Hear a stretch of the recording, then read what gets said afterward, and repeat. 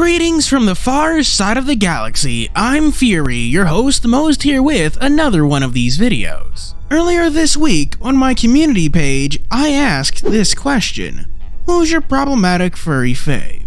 And these are your responses. The first comment we have: Asgore for me. Big dads are definitely my thing, so he is a natural fit, and he really is sweet under all that murder.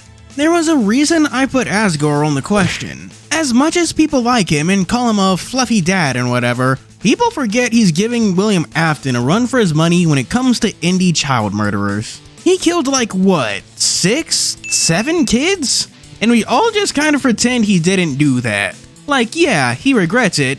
Still very much killed some kids though. And for the next comment, I know Tatsuki isn't the most liked in Morinatsu cause, well, he's kind of a perv when he drinks and the whole situation with his dad. But I still love him. His storyline where you help him fly a plane is probably one of my favorite stories I have ever read. It would have been fine on its own without the 18+ stuff, but that was just a bonus, I guess. Lol. You know, as much as I play visual novels, I really should get to playing Morinatsu. That was like the first furry visual novel that got the whole trend started.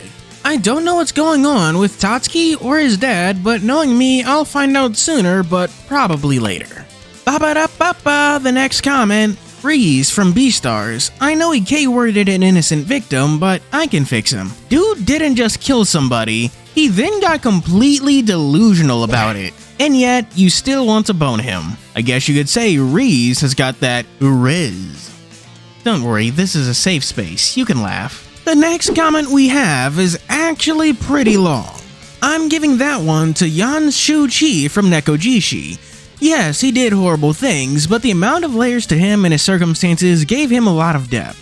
He was at odds with his own nature, and was even willing to provoke the main cast into destroying him so he wouldn't have to deal with it any longer. The DLC added a lot to it as well by showing the turmoil and guilt he felt after he was given an alternative and a chance to make things right. Another one would be Azrael from Undertale for similar reasons. He was trapped with a nature that predisposed him to cruelty, but he was ultimately a scared and lonely goat boy, though he did spend most of the game as a flower when he was being problematic, so I don't know if that fully counts as being a problematic furry. Yan Shu-chi is actually a pretty popular choice, although I shouldn't be surprised by that, all things considered.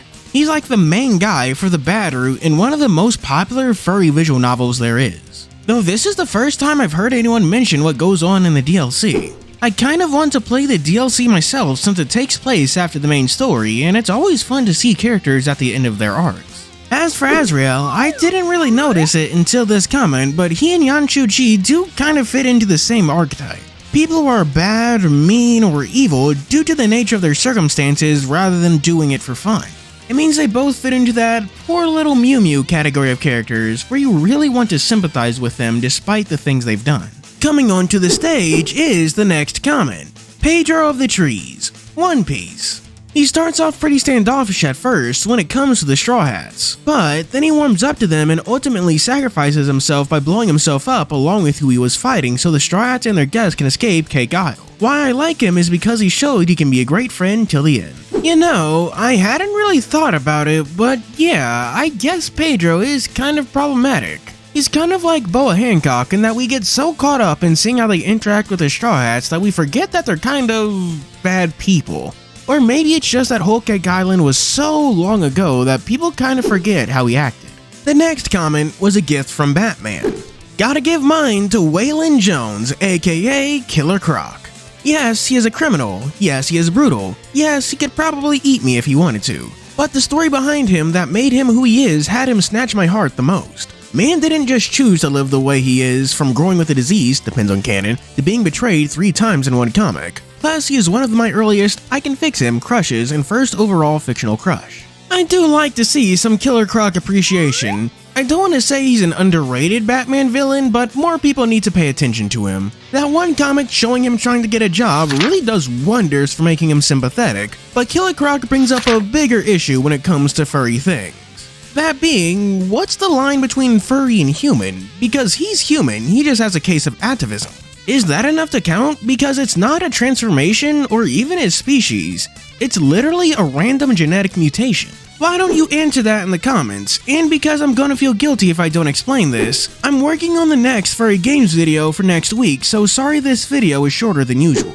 After a bit of sleuthing, I found the next comment. Professor Ratigan from The Great Mouse Detective. He is so elegant, smart, charismatic, and a cat person. Okay, I'm assuming by cat person you mean he likes cats, but just in case you don't, his name is fucking Ratigan. This nigga is a rat. As we were reading, I know that he would make a date be perfect and make a long romantic speech. He has anger issues, but it's obvious how to anger him, so it's easy to avoid.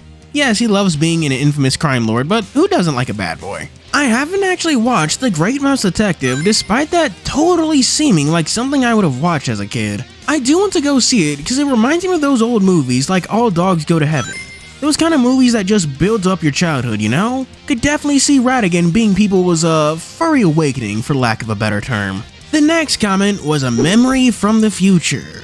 Was going to say Yan Shu Chi, but I feel someone else is already going to say that, so... Roswell from Password VN. I know he may or not have done certain things in some timelines, but you have to admit, when he finally gets his time to shine, his smugness and somehow both childish and scarily calculated behavior is entertaining to watch. The saying, the road to hell is paved with good intentions, comes to mind with him. Dave even calls him out in his route that he's more similar to Tyson than he'd like to admit. Two sides of the same coin and all that. I really should get to finishing Password because I do think it is a good visual novel. Roswell is one of the more interesting characters in it due to his, well, I'd say juxtaposition. On one hand, he's nice, goofy, and funny, the little baby of the group, and on the other hand, he is the Machiavellian schemer. He's the one who knows more than he lets on and is definitely the cause of many problems.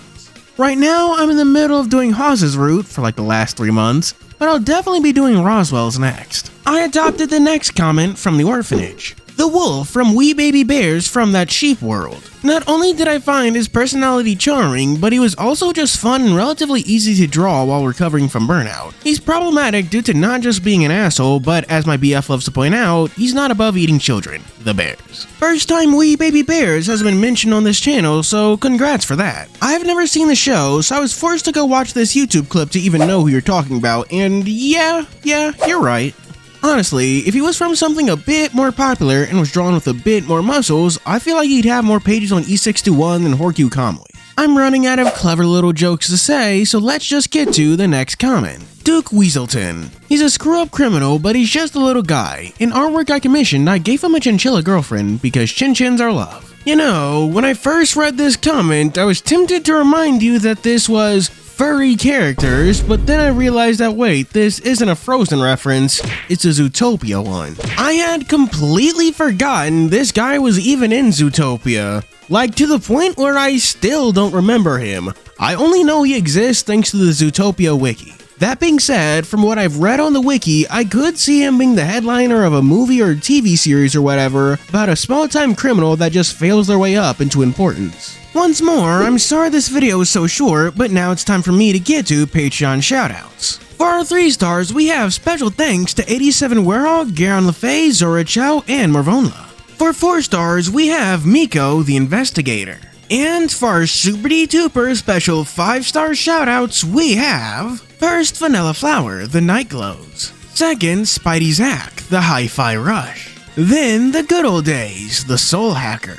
Followed by Hodari Lion, The Melody of Steel. Next, Sky King 64, The Valentine's Fantasy. And finally, Mahagasaur, The Tribal Hunter. Thank you for watching, do be sure to like and subscribe. As always, this is your host Fury, signing out.